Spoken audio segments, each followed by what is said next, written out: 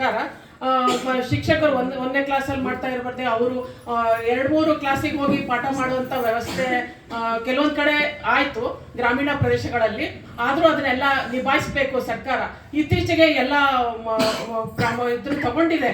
ಅದನ್ನ ಇಂಪ್ರೂವ್ ಮಾಡ್ಲಿಕ್ಕೋಸ್ಕರ ನಾನು ಒಂದು ಎಡೆಡ್ ಕಾಲೇಜ್ ಶಿಕ್ಷಕಿ. ಗುರುಗಳು ಹೇಳ್ದಂಗೆ, ರವಿಚಂದ್ರ ಸರ್ ಹೇಳ್ದಂಗೆ ಶಿಕ್ಷಕರಾಗ್ಲಿಕ್ಕೆ ಪುಣ್ಯ ಮಾಡಿರ್ಬೇಕು ಅಂದ್ರು. ನಾನು ಬೀಯಿಂಗ್ ಸಿವಿಲ್ ಇಂಜಿನಿಯರ್ ಈಗ ಶಿಕ್ಷಣ ಕ್ಷೇತ್ರಕ್ಕೆ ಬಂದಿರೋದು ನನ್ನ ಪುಣ್ಯವೇ ಸರಿ. ಮತ್ತೆ ಇದನ್ನ ನಾವು ಮೂಲಭೂತ ಸೌಕರ್ಯಗಳು ಸ್ವಲ್ಪ ಕೊರತೆ ಇರ್ಬೋದು, ಕುಡಿಯೋ ನೀರಿನ ಸೌಲಭ್ಯ, ಶೌಚಾಲಯಗಳು, ಇದರಿಂದ ಆಸನ ವ್ಯವಸ್ಥೆ ಇವೆಲ್ಲ. ಆದ್ರೂ ಸಮಾಜ ನಾವು ಅದರಲ್ಲಿ ಓದಿರೋ ಮಕ್ಕಳು ಒಳ್ಳೊಳ್ಳೆ ಹುದ್ದೆಯಲ್ಲಿದ್ದಾರೆ, ಅವರೆಲ್ಲ ಬಂದ್ಬಿಟ್ಟು ಸಹಾಯ ಮಾಡಿ ಸಮಾಜನು ಹಳ್ಳಿಯಲ್ಲಿರೋರು ಕೂಡ ಅವ್ರು ಎಷ್ಟು ಇಂಪ್ರೂವ್ಮೆಂಟ್ ಮಾಡ್ಲಿಕ್ಕೋಸ್ಕರ ಮಾಡಿದ್ದಾರೆ. ಅದನ್ನೆಲ್ಲ ಮಾಡಬೇಕು. ನಾವು ಸರ್ಕಾರಿ ಶಾಲೆಗಳನ್ನ ಸುಧಾರಿಸಬೇಕು ಮತ್ತು ಪ್ರೋತ್ಸಾಹ ನೀಡಬೇಕು. ಸರ್ಕಾರ ನೋಡ್ರಿ, ಬಡ ಮಕ್ಕಳಿಗೆ ಅವರಿಗೆ ಊಟಕ್ಕೂ ಕಷ್ಟ ಇರುತ್ತೆ, ಆದ್ರೆ ಸರ್ಕಾರ ಏನ್ ವ್ಯವಸ್ಥೆ ಮಾಡಿದೆ, ಅವರಿಗೆ ಪೋಷಕಾಂಶಗಳನ್ನ ಪ್ರೊವೈಡ್ ಮಾಡಿದೆ. ಮೊಟ್ಟೆ ಇರ್ಬೋದು, ಅವರಿಗೆ ಆಹಾರ ಸೌಲಭ್ಯ, ಬಿಸಿ ಊಟ ಎಲ್ಲ ಮಾಡಿಕೊಟ್ಟಿದೆ. ಮಾಡಿಕೊಟ್ಟಿರೋದ್ರಿಂದ ಮಕ್ಕಳಿಗೂ ಅನುಕೂಲ ಆಯ್ತು.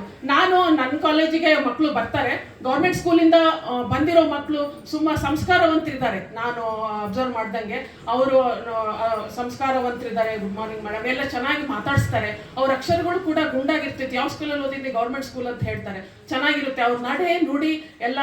ನಾವು ಅಬ್ಸರ್ವ್ ಮಾಡ್ದಂಗೆ ಅವ್ರಿಗೆ ಚೆನ್ನಾಗಿರುತ್ತೆ. ಯಾಕಂದ್ರೆ ಬಡತನದಿಂದ ಬಂದಿರ್ತಾರೆ. ಒಳ್ಳೆ ಸ್ಕೂಲಲ್ಲಿ ಟೀಚರ್ಸ್ ಕೂಡ ಚೆನ್ನಾಗಿ ಟೀಚ್ ಮಾಡಿದ್ದಾರೆ ಅಂತ ನನಗಲ್ಲಿ ಅನ್ನಿಸ್ತು. ನಾನು ಕೂಡ ನಿನ್ನೆ ಒಂದು ಗೌರ್ಮೆಂಟ್ ಸ್ಕೂಲ್ ಟೀಚರ್ ಹತ್ರ ಮಾತಾಡಿದೆ, ಮತ್ತೆ ಹೇಗೆ ಈ ತರ ಇದೆ ಅಂತ. ಇಲ್ಲ ಈಗೆಲ್ಲ ಟೈಮ್ ಸರ್, ಈಗ ಮೊದಲಾಗಿದ್ರೆ ಗೌರ್ಮೆಂಟ್ ಅಂದ್ರೆ ಹಾಕ್ಬೇಕಾಗಿರ್ತಾ ಇದ್ರು ಟೀಚರ್ಸ್ ಎಲ್ಲ, ಈಗ ಆತರ ಇಲ್ಲ.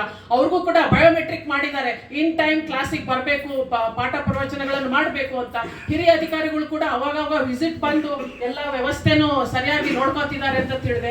ಮತ್ತು ಪೋಷಕರನ್ನ ಮೊದಲೆಲ್ಲ ವಿಚಾರ ಮಾಡಕ್ ಆಗ್ತಾ ಇರ್ಲಿಲ್ಲ, ಈಗೆಲ್ಲ ಪೋಷಕರ ಮೀಟಿಂಗ್ ಅವ್ರಿಗೂ ಕೂಡ ಮಾಡಿದ್ದಾರೆ. ನಾವು ಕಾಲೇಜಲ್ಲಿ ಅಷ್ಟೇ ಮಾಡೋದಲ್ಲ, ಅವರು ಕೂಡ ಮಾಡಿ ಅವರನ್ನ ಮಾತಾಡಿಸಿ ಮಕ್ಕಳು ಹೇಗೆ ಇಂಪ್ರೂವ್ ಆಗ್ತಾ ಇದ್ದಾರೆ ಅಂತ ಕೂಡ ಅವರಿಗೆ ತಿಳಿಸಿಕೊಟ್ಟಿದ್ದಾರೆ. ಯಾಕೆಂದ್ರೆ ಇದು ಟ್ರಯಾಂಗ್ಯುಲರ್ ಟೀಚಿಂಗ್, ಪೇರೆಂಟ್ಸು ಮತ್ತೆ ಶಿಕ್ಷಕ ಮತ್ತು ಸ್ಟೂಡೆಂಟ್ 3 ಜನ ನಾವು ಟ್ರಯಾಂಗಲ್ ವರ್ಕ್ ಅಂತ ಹೇಳ್ತೇವೆ. ಅದನ್ನ ಮಾಡಿದಾಗ ಮಾತ್ರ ಶಿಕ್ಷಣ ಕ್ಷೇತ್ರ ಮಕ್ಕಳ ಅಭಿವೃದ್ಧಿನ ನಾವು ಕಾಣಬಹುದು. ಪೋಷಕರು ಮನೆಯಲ್ಲಿ ಅವ್ನು ಹೇಗೆ ಓದ್ತಾನೆ ಅನ್ನೋದನ್ನ ಅವ್ರು ತಿಳಿಸಿ ಹೇಳ್ಬೇಕು. ಶಿಕ್ಷಕರು ಆ ಮಗುನಲ್ಲಿ ಏನು ತೊಂದರೆ ಇದೆ ಅನ್ನೋದನ್ನ ತಿಳಿಸ್ಬಿಟ್ಟು ಆ ಮಗುಗೆ ನಾವು ಶಿಕ್ಷಣ ಕೊಡ್ಲಿಕ್ಕೆ ಅವಕಾಶ ಮಾಡಬೇಕು. ಇದರಿಂದ ನಾವು ಎಲ್ಲರೂ ಒಂದು ಮಗುಗೆ ಅಭಿವೃದ್ಧಿ ಆಗ್ಬೇಕಂದ್ರೆ 3 ಜನನೂ ಬೇಕು, ಶಿಕ್ಷಕರು, ಪೋಷಕರು ಮತ್ತು ವಿದ್ಯಾರ್ಥಿ. ಆ ಎಳೆಗೆ ನಾವು ಮಾಡಿದ್ದೇ ಆದ್ರೆ ಒಬ್ಬ ವಿದ್ಯಾರ್ಥಿ ಮುಂದೆ ಬರೋದ್ರಲ್ಲಿ ಒಂದು ಯಶಸ್ಸನ್ನ ಕಾಣಬಹುದು. ಗೌರ್ಮೆಂಟ್ ಸ್ಕೂಲಲ್ಲಿ ಓದಿದ ಮಕ್ಕಳು ತುಂಬಾ ಒಳ್ಳೆ ಹುದ್ದೆಯಲ್ಲಿದ್ದಾರೆ. ಅವರ ಕಾಮನ್ ಸೆನ್ಸ್ ಇರ್ಬೋದು, ಅವರು ಮಾತಾಡೋ ರೀತಿ ಇರ್ಬೋದು, ಎಲ್ಲ ಚೆನ್ನಾಗಿದೆ. ನಾವು ಈ ತರ ಮಾಡ್ಬೇಕು.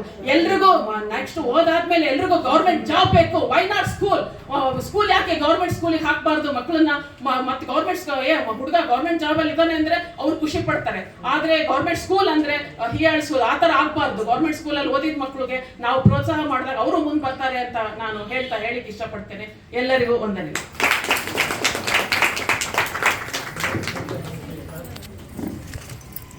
ಇವತ್ತಿನ ನಮ್ಮ ಮೂಲ